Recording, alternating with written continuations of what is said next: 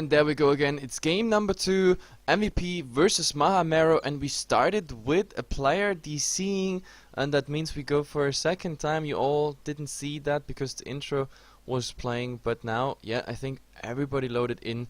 So yeah, it's time for game number 2, JDL Asia Division 2. For all those asking, like Mahameru, they're definitely not a tier 2 C team. Like, they're probably tier 3 at best, but I mean, obviously they want to prove themselves here in the JDL, and MVP obviously is one of the teams most of you know from the Korean scene. There has been a lot of waves pretty much around this, with Team Sapphire, around Purge being in the area and everything. Either way, let's hop into the draft. Heflatv and Roxas casting. Yep. So we'll see what they decide to ban this time. Before they banned the Lycan and the Ancient, they being Mahameru, banned the Lycan and the Ancient Apparition. We'll see if they decide to ban Bat Rider instead. But of course, that means that they give away the AA if they hate that. And I did say Big 4 in the last game. I meant Big 5. The Big 5 being Invoker, Ember, Lycan, Bat Rider, and Centaur. So yep. And to be honest, I expect get through. Yeah, I expect the Bat Rider ban. Absolutely, like, because the Bat Rider did so much work last game. Like, the lasso initiations always ended up in the kill. He got bonus kills on top because Lion went in to just, you know, save his teammate whatsoever, and he also won the lane against the Ember Spirit, which is, I guess, not too hard because the Ember Spirit, I don't know, I think he went too ballsy, too aggressive, too early. Like, he had to wait till level 6 because then you can just remnant away and Bat Rider can't do anything against it, but he went there one-on-one fight probably at level 4 already, no remnant there for him to escape. Pretty much easy for the Bat Rider, and from there on he just spiraled into a lot of gold, into a lot of experience, and there we see it. Bat Rider first ban. That was to be expected. Well, the other thing is, like, as your safe lane farmer, you kind of expect to get CS, and it's really hard for some heroes to get even CS against a Bat Rider, especially if they're melee with low health, such as the Ember Spirit. So, I mean, I don't think he was playing too greedy, but it's one of those things where you're like, well, I either die or I get no last hits. Which one is worse, right? Yeah, exactly. Well, I think if I get 6 last hits, I can, you know, fund my own death or something. No, unfortunately, with all those deaths, there comes a lot of experience your way, of course. Especially if you play a one-on-one, then yeah, it's not really worth it, giving the enemy like half a level advantage there. But yeah, we see even more coming out. Like, we just talked in Steam about it. Like, we were absolutely surprised that the last draft was really fast. I mean, usually we have such a casting standard in there. Like, most teams, they use up their bonus time. By the 5th pick, they barely have any second left there in the bonus time, just the standard time from what you have for bans and picks. But like, both teams here, super fast with the picking. But this time MVP actually used already 40 seconds of the bonus time, which, yeah, I guess now we go into the normal draft mode. Coming out now is Dazzle and the Ember Spirit. So we see already 3 heroes we saw last game. We don't see them here. Yeah, absolutely. It's interesting that MVP Phoenix was going to ban the Ember last. So Mahameru, they did leave Lycan in the pool, so MVP Phoenix will pick that up first. It is a Radiant Lycan, which is statistically weaker, but that hero is still very strong. Despite the change to his ultimate that no longer grants him the bonus HP, he can feel pretty squishy before he gets 2 to 3 items early on, so he can't really split push super well. But he still does a lot of damage. He's very powerful in lane by using Howl to help other aggressive lanes if they decide to go for that. And the hero is still very good. But Mahameru decided that Bat and Dazzle were more of a pain. They pick up a Slark themselves, and I'm interested to see if they pick up an AA here, seeing as they banned it the last game and don't really want to play against it. Yep, absolutely. And oh my god, I see a Slark. Yep. This is gonna be very interesting. Like, I'm every time excited I see a Slark, but it's also one of those heroes. Either he goes big or he goes home. That's pretty much how it works with the Slark.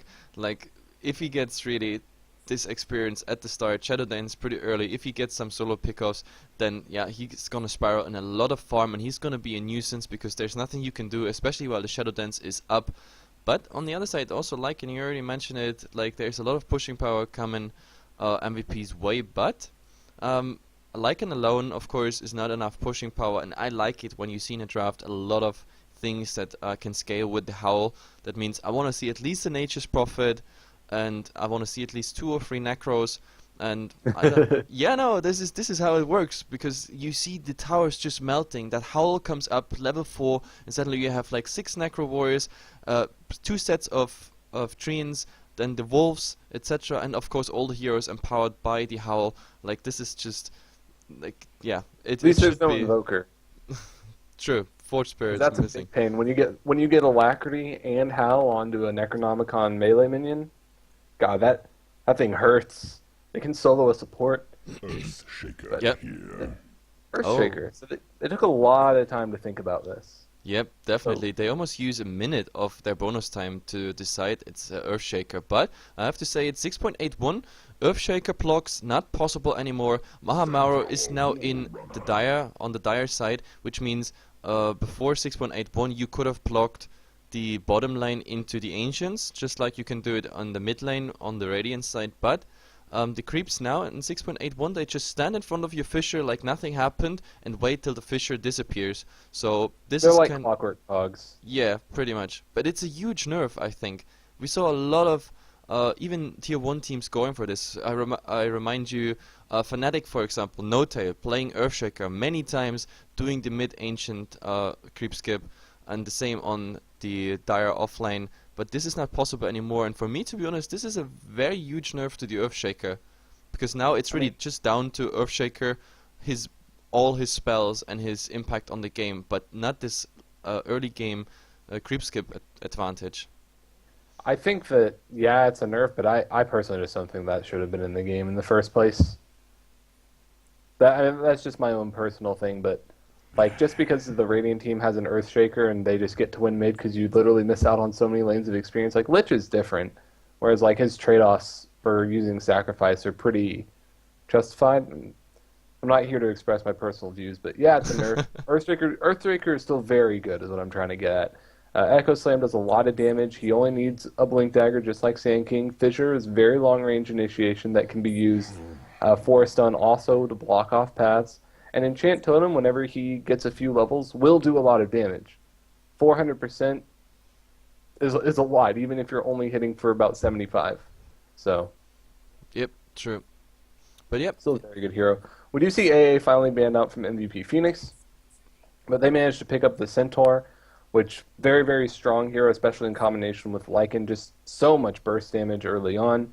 Not to mention, you have 2 ways to get the Lycan in and out at max move speed with Shapeshift and with Stampede. The OD going to be banned out, so Mahameru with this last ban needs to think about, okay, they don't really need to think about it too much. They banned Storm Spirit, an Ent hero that maybe MVP Phoenix would want to pick up, and they could even pick up one of their own here to see if they could try to quote-unquote deny it. Yep, absolutely. I mean, those bans are absolutely solid. The Sand King, as I said, we saw him in the last game, and there's another hero that is out now for game 2. Well, the Ancient Apparition got banned in both games now, with the Storm Spirit and OD. Actually, new bans coming out, but both understandable. You don't want to have the Storm in the mid, nor do you want to see the OD. And since they banned the OD, the Storm directly as an answer, I can understand it, because like, yeah, it's like a little, I don't know, it's a little hint you throw your enemy there. If you ban the OD, then that means you want to go for something, I don't know, maybe int-based in the mid. But yeah, Viper is coming out now for Mahameru. Yeah, same as the last game. They'll probably put him in the farming lane and maybe get Slark solo experience in either mid or safe lane. I hope they don't go for an aggressive tri-lane again, because I think that where they really fell apart there was losing their aggressive tri-lane, which is just so hard to recover from as a team. I mean, yeah, they had a really strong lane, but just losing it's just so burdensome unless you're very, very confident in that you can get it. So something like that incorporates Bane Mirana is very powerful because it has such a high chance to succeed, whereas most other tri-lanes maybe don't. I don't know, the Viper, I mean, last game, not too much of an impact, I have to say, but like, I mean, it's hard to actually tell what went wrong in the last game, because pretty much everything went wrong. So like telling the Viper didn't have too much impact, I mean, how could she? That's the problem. Or how could he? I always refer for some reason Viper as a she, but like it's a he. It's some I do the same thing with Ursa. It's because of Ursula from The Little Mermaid. Yeah. Like I don't know. Anytime I say Ursa, I say it's a she. I'm like, she's in Roche. Check Roche. Like, man, that is. Okay, but what Ursa Manly in like. Dota 2 is a manly bear. Yeah, it's like a female barbarian from Diablo 3. That's the way I think of Ursa. Female barbarian, but not as ugly, of course. But either way, while we are talking already about Diablo here, there is a Shadow Demon coming out, and I absolutely like it. Like I said in so many casts, like the Shadow Demon pushing forward in the meta. Here as a third pick, like in other games, tier 1, tier 2 games, we see him already in the first ban or first pick material range. And yeah, Shadow Demon here, but so far no good setup. I mean, so far Disruption, Soul Catcher into Hoof Stomp, Double Edge. That's of course a very viable combination, but I'm looking forward to Mirana. Mirana's the obvious choice here. That also gives Lycan a solo lane if they decide to do that, or if they give Mirana a solo lane. And Shadow Demon's he's just a good hero. He doesn't have to be comboed with anyone, but he's one of the few supports that has a defensive option with his setup. So, for example, you can't do something like stun your ally and save them if you're a support that isn't Shadow Demon, but you can have defensive disruption the same way you can have defensive nightmare. He has an ultimate that goes through BKB. They go with the Mirana ultimately. There goes Mirana, the obvious Soul Catcher choice. amplifies everyone's damage, and not to mention Shadow Poison, good for scouting, does a lot of damage at level 4, and also makes it really hard for any blink initiators such as the Earthshaker. So, Shadow Demon's just so good. People were always talking about combos. I'm like, come on, man! It's just he's good because of himself. He's not a reflection of someone else. No, but on the other side we have now Lich, and Lich also got a nice buff in 6.81. That means Lich Frost Armor goes now on buildings. That makes it, of course, a lot harder to get through some towers, gives you a bit more time to rotate in and help the tower. Then again, I prefer the Trained Protector, or of course both, but then again, all the games I saw since 6.81, wherever Trained was picked with Lich together, it didn't work out. Maybe MVP smells the bait here, and we're like maybe seeing a Trained Protector 5th ban, just in case Mahameru wants to go for this tower protection strategy. Then again, I mean, that would mean they would have to have a core tree. I don't think they would go for that, and they go for a puck ban, which I think is a little bit smarter. no, Slark Viper, I think that would have been enough. I mean, not the most potent one, but Oh! wow, okay, now it gets interesting. So, Night Stalker, there's going to be your tempo controller.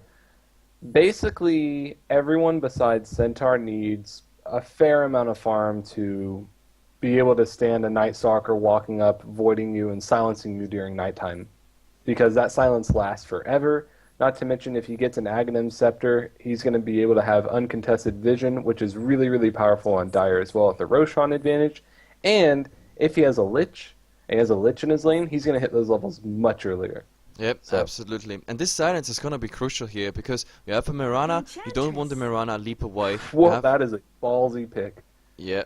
So Enchantress, like Enchantress pick after you just saw a Lich, a Viper, and a Night Stalker, plus of course Dark Pact from the Slark and Earthshaker, because sooner or later you can't really right click an Enchantress simply because untouchable, but there's so much magical damage coming your way, burst damage coming your way, so Enchantress, she's just food here. It just takes 2 voids and 1 right click to kill her at level 7. Yeah, That's pretty much. 2 300 damage nukes within 10 seconds, just a couple right clicks. Even if you max untouchable, which is also really difficult because you want at least like 2 points in enchant early on. We had that discussion earlier the other day about Enchantress, didn't we? Yeah, true. We talked about it, like how people build the Enchantress and stuff, and we didn't really agree Yeah. with it. Anyway, well, we can talk about that after we introduce the players. On the side of MVP, up 1 game, we're going to be looking to get a 2-0 in this 2-game series. We have March, who's going to be on the Lycan, and carrying up the carry Murano, which looks like it'll be going mid, is going to be on QO. Rising going to be playing the support Enchantress. That's a nice set. And Heen going to be on the Shadow Demon. And last but not least, of course, it's Forev going in the offlane as a Centaur Warrunner. Yep, absolutely. And now here we already see them heading astray into the offlane. We have D here on the Earthshaker, Shrimp playing the Viper, and yep, the last one in this little train is NMR. In the mid we're gonna see Kevin Andriski? What? He renamed. And No, Zebra. there was a stand-in last time. CSTO was standing in. Oh, true. Yeah, that was a stand-in. Now they're at full 5, I guess. Either way, Zebra. The Zebra is playing the Slark, so it's not quite a Zebra. It's more a fish.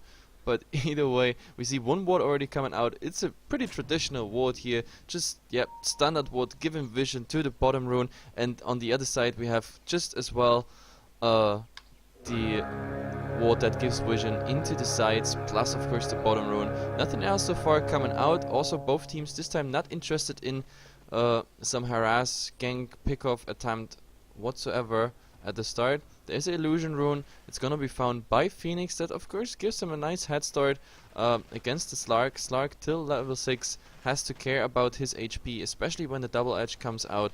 So I'm really looking forward how this lane is going. Here in the bottom, we're gonna have Trilane versus Trilane, and to be honest, my vote goes for the Mirana Soul. What was I saying? Shadow Demon. Soul Catcher Disruption combination. If the Enchantress rotates in, and that's now the question: when and how she rotates in. Yep. It looks like Kyo actually was not going to be going there. He went in on the Shadow Fiend last game, but it looks like they're going to be throwing March into the solo lane and so like and get him a lot of fast levels really early.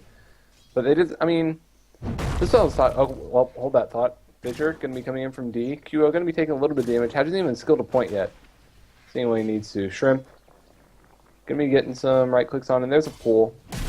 But all I was saying is like, if this aggressive tri-lane fails, then they're going to be at a disadvantage. And I feel like that's where things kind of fell apart, because Ember Spirit lost to the Bat Rider, Shadow Fiend won the lane against DK, and when they lost their aggressive tri-lane, they just lost all their lanes. And you lose most games well, whenever that there's the first happens. disruption into an arrow, and now with all those illusion hitting him, the Fisher can't do anything. This is the first blood for MVP. Pretty standard kill, but they want more. There would be a Centaur stun. It hits, actually. The Soul Catcher is on top of the Viper, and there it goes. Empowered also with the Howl. Second kill. Viper going down just as well as the Lich.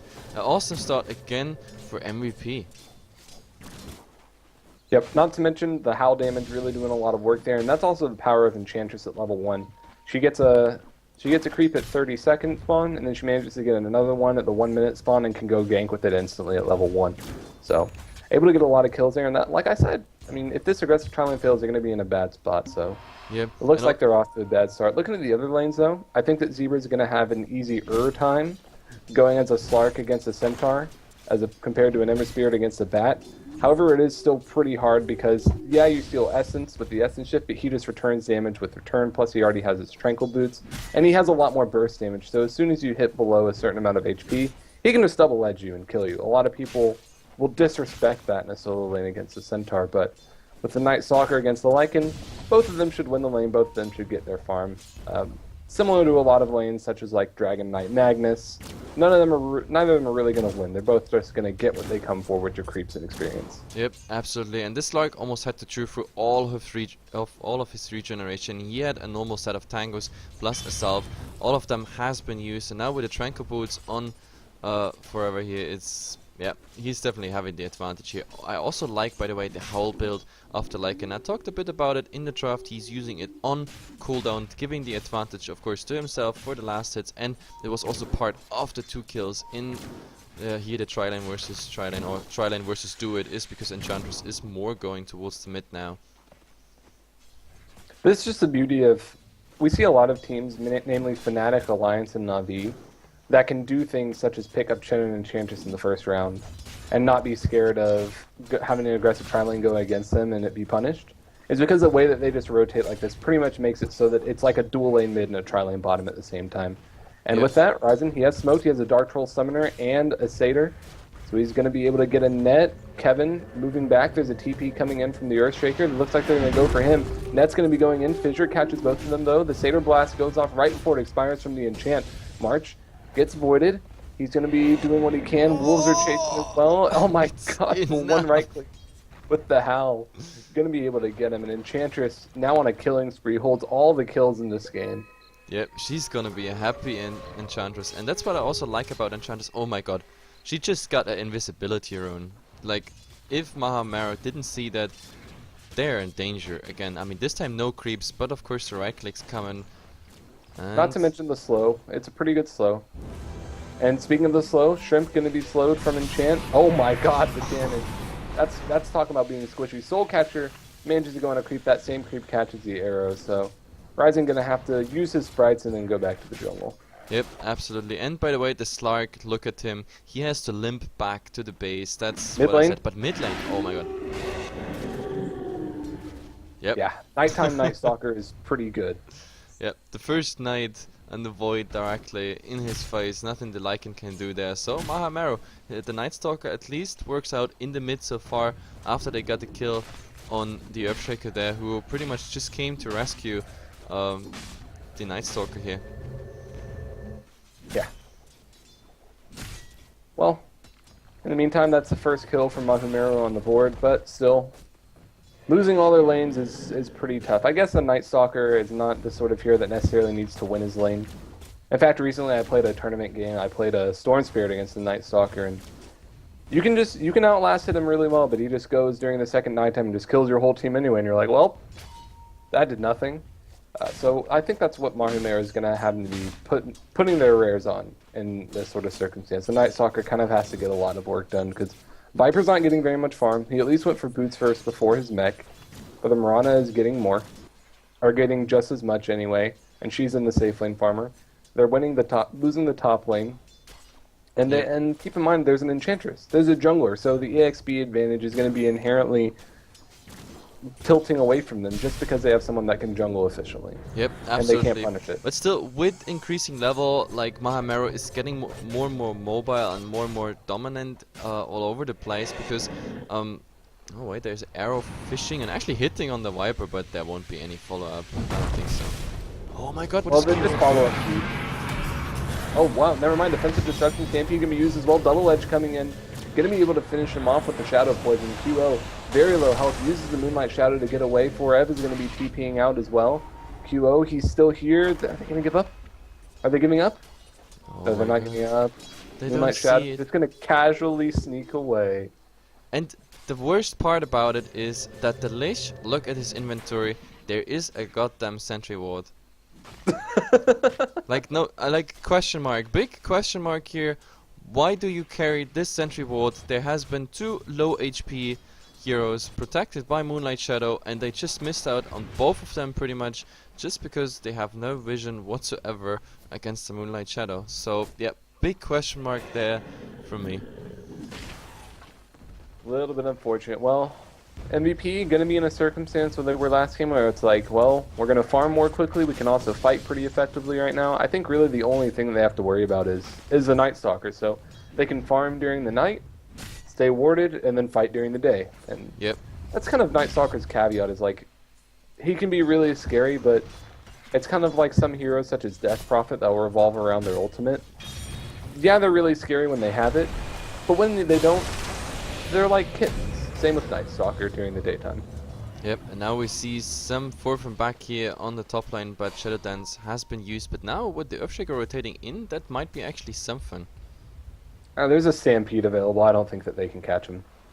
Oh, with a nice block. It's a bit about positioning, but you need like the fissure of the century to get it done. He doesn't even have an extra stun from Enchant Totem as well, so gonna be quite hard. Zebra, they're gonna go for it though. And he's soft, he's thinking about it, goes for it. Pounce is gonna happen as well. He turned around, he thought about a stomp. There he goes, and he gets it. He doesn't even have to stampede. Nope, why would you? I mean, there he got even both. But I mean, it's still nice harass damage, so he has to go back. His Tranquil Boots need to kick in. But this, at least he's out of the equation for a bit. Let's say it like this. And by the way, now I remember the thought I started before. I said there will be no follow-up under the tier 1, which ended up in a massive follow-up.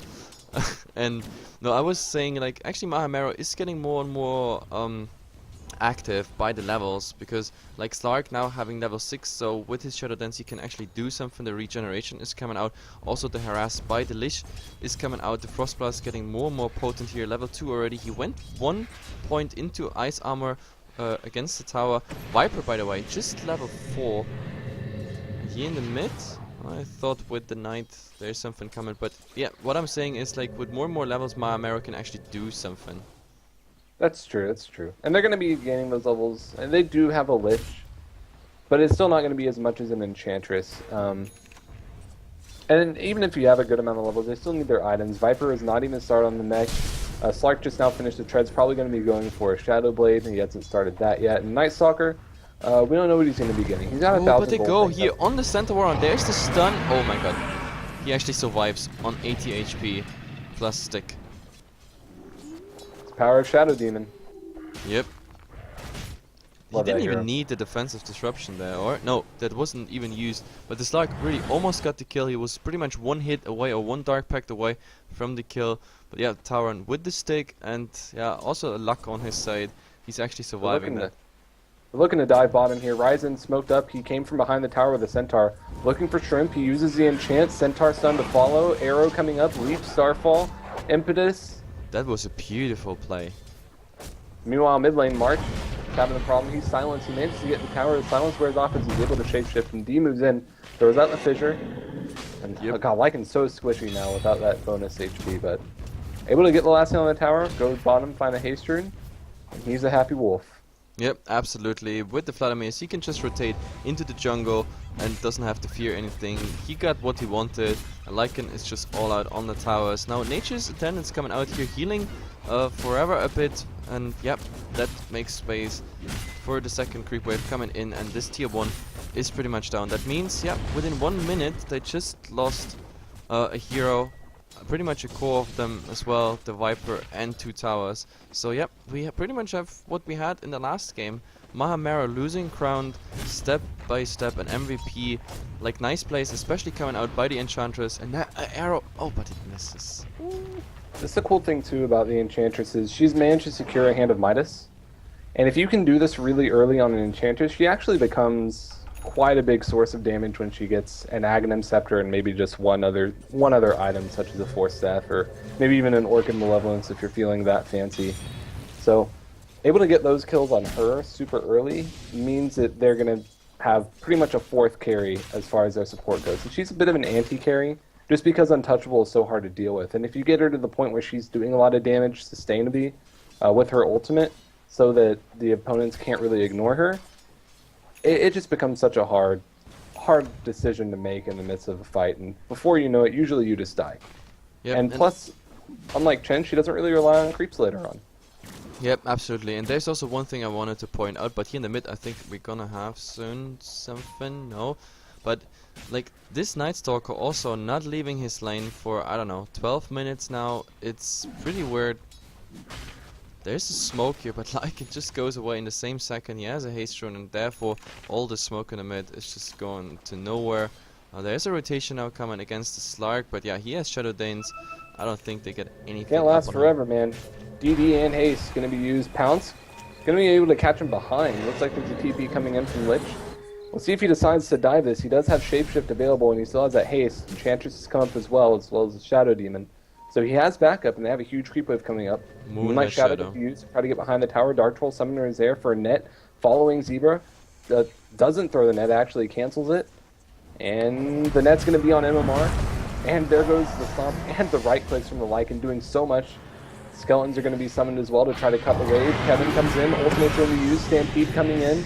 Impetus damage going to be doing a lot, doesn't even need it. Defensive disruption after being pounced on by Zebra. D coming in as well. He's going after Heen. In the meantime, March manages to get another kill on the back lines. And the sprites from the Enchantress managing to keep everyone up, and the tier 1 tower goes down as a 2-0. Yep, this is a 2-0, plus of course the tower going down on top. And MVP, there's no reason for them to stop at the moment. There's a lot of respawn on the Night Stalker. Night Stalker, they're absolute going YOLO mode. Like, I mean, he knew there's at least 4 of them. And like his team was already retreating, and he comes in on the tier 1 tower, just directly into the Stampede, getting, I think he got the Stampede damage, plus of course the slow from about 4 heroes there, so that was quite significant. A little bit unfortunate there. Zebra pounces in and then thinks, oh my god, bad idea. Arrow lands on NMR and is able to get him. So. No, and the Night Stalker is hunting the Shadow Demon. Meanwhile, Heen being gone on, he's silent still, he can't disrupt. They actually already used it, so Night Stalker manages to get his second kill of the game. In the meantime, QO is able to pick off the Earthshaker in the background, and there's still a fight going on. Is Enchant used? No. And they actually don't have a Blink Dagger on the Centaur. He went for a mech instead. One-man hooks on, Zero lands with the pounce as well, double edge going to be coming up, he manages to get 2. Meanwhile, Shrimp throws out Viper Strike on the 4F. They commit the Chain Frost that hits on the Ryzen and bounces back to the Hellbear Smasher. Frost Blast going to be used again. And it looks like he should go down, but Untouchable so good. Gets just one hit off. He only needs one more. Is he going to take to the poison damage? Yes, he will.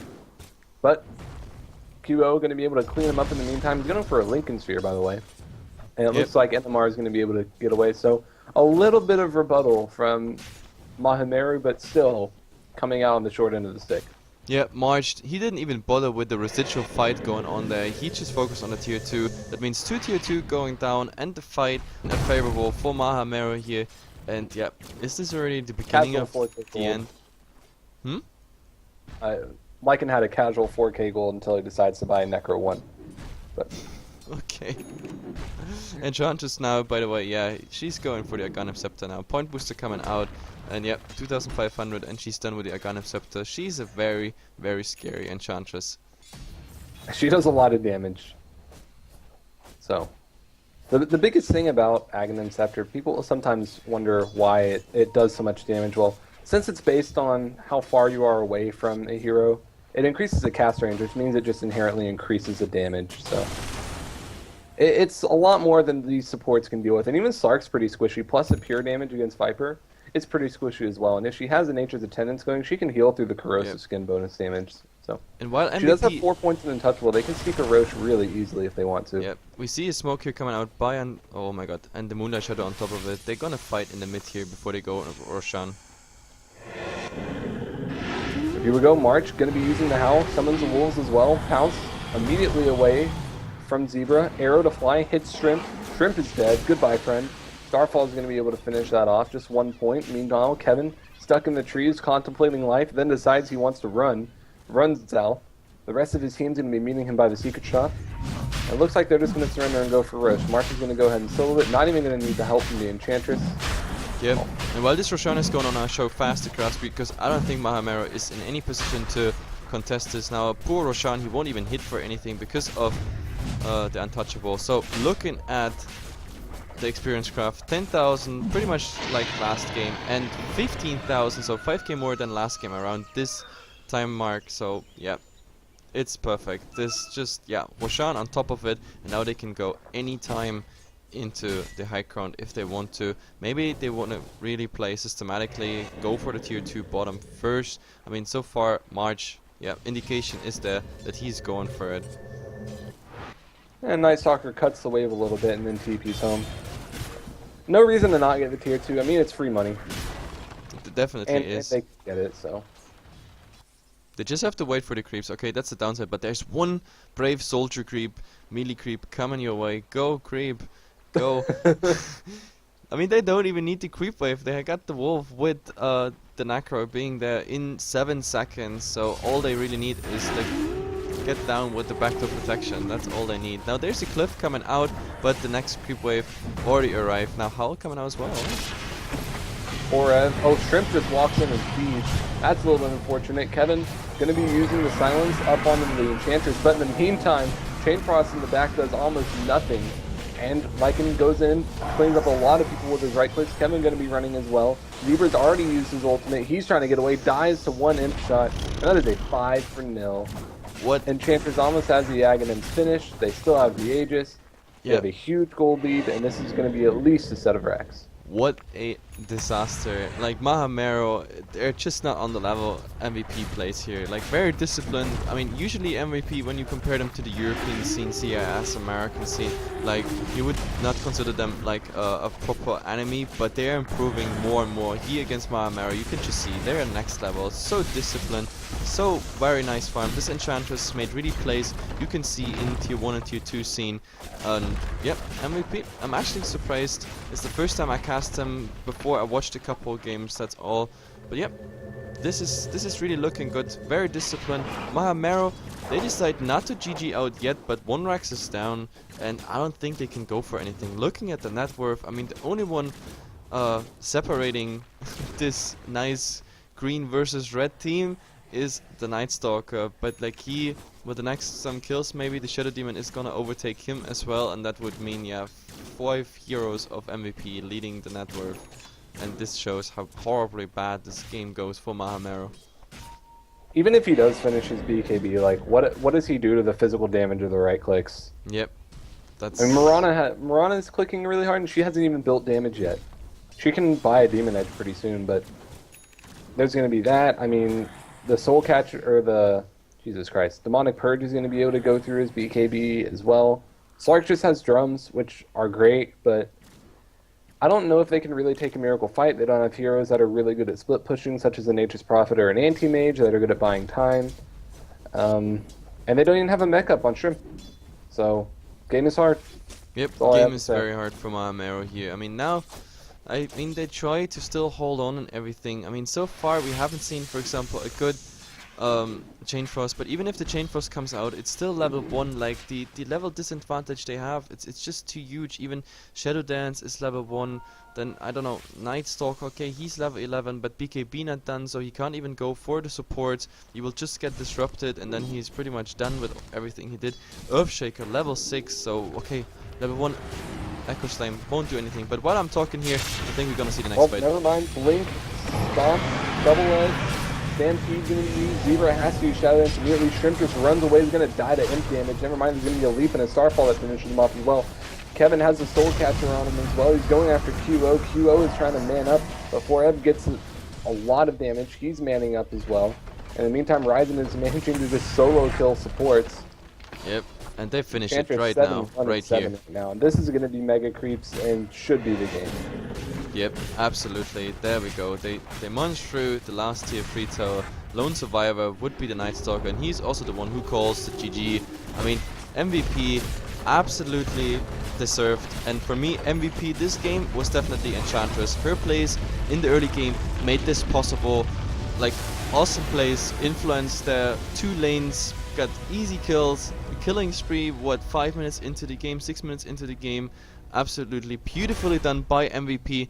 And that's pretty much it, I think. Like, I have to look on the schedule, but I think, yeah, with this short notice game, we're almost done. There is another game coming, 16 CET, Michi Makers versus Relax, which we will hear on Heflatv TV 1, cast by me and Coucher. But yeah, till then, I'm definitely gonna turn off the stream. So thank you guys for tuning in. As I said, it was a short notice, but you still came all along. Over 150 viewers in game 1, so that's pretty nice for a short notice game. So, any last words, Roxas? Nope, I don't have any. Thanks for having me. Thanks for having you, having me, having us all. So guys, see you then at 16. Having each other. Oh yeah. It's also, like an OP. Alright. Okay, see ya guys, see ya at 16 CET for the next JDL game. Have a good one.